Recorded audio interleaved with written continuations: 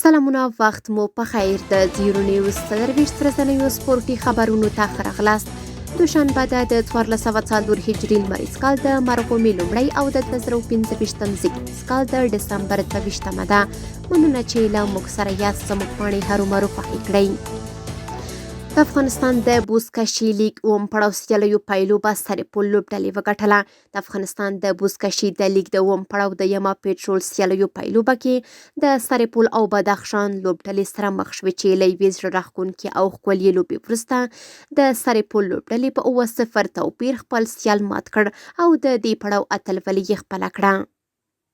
د غزني ولایت د بدني روزنې او ورزش امریت په همکارۍ د نینجا سبک رزمي ورزشونو لومړي پړاو سیالۍ د کابل، غزني، هرات او پکتیا ولایتونو د 110 ورزشکارانو ترمنځ د ځوانانو، تنکیو ځوانانو او لویانو په عمري کټګوریو کې ترسره شوې. یا د سیالۍ د یوې ورځې لپاره ترسره شوې چې په پایله کې د غزني ولایت ورزشکارانو لومړی مقام، د هرات ورزشکارانو دوهم او د کابل ورزشکارانو دریم مقام وګاټه. د افغانستان د فوټسال ملي لوبډلې روزونکي تایید کړي چې د ملي لوبډلې لوبډلمشر مهدي نوروزي د ټپ له امله د 2026 آسیا جام فوټسال سیالیو کې ګډون نشي کولی. نوروزي څه موده وړاندې د ایران د فوټسال غوره لیګ په لوبو کې ټپي شوی و او د نړیوال سپورټ له ډګره بارسلونا ویاریال ته 2-0 ماتې ورکړه.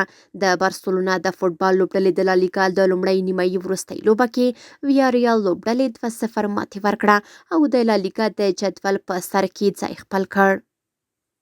سپورټي خبرونه همدومره وو. په خوا له رسنیو باندې فیسبوک، انسټاګرام، ایکس افغانۍ، ټویټر، یوټیوب او ټیک ټاک زموږ خبرونې خوښې او موږ تعقیب کړئ. ادرس یې 0 نیوز 23 خبرونې د الله په امان.